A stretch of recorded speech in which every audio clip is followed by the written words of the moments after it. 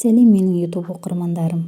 Бүгін біз осындай ерекше әдемі оливье салатын дайындайтын боламыз. Ең алдымен осы пісіріп алған картопымызды әдемілеп кубиктап турайтын боламыз. Бұл оливье салатын кейбір жерлерде мясной деп те атап жатады жалпы.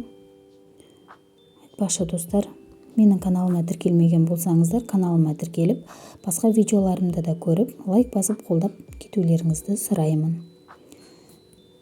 Одан кейін міне сәбізді де дәл солай кубиктап турайтын боламыз. Барлығын әдемілеп турап, картопымыздың үстіне саламыз.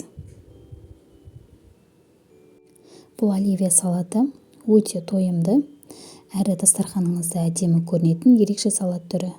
Бұл және ешқашан модадан қалған емес. Жұмыртқаны дәл солай турайтын боламыз.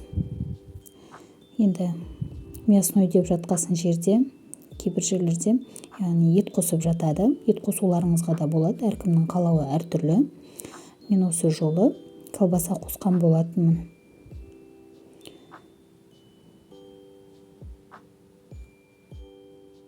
Енді салатымызға дәм беретін тұздалған қияр.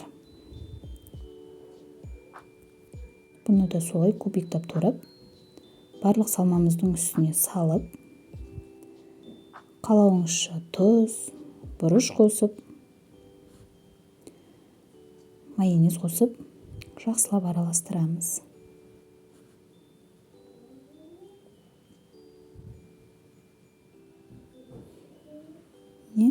Майонез қосамыз және жақсылап араластырамыз.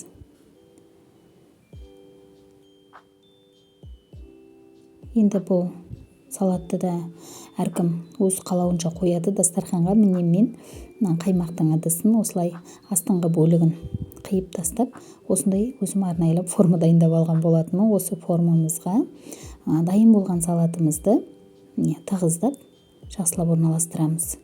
Одан кейін үстіне ас көкпен әдемілейміз. Осылай ас көкпен әдемілейміз. Бұл оливье салаты сіздің дастарханыңыздан да орын алып, қонағыңыздың көңілінен шығатынына сенімім мол.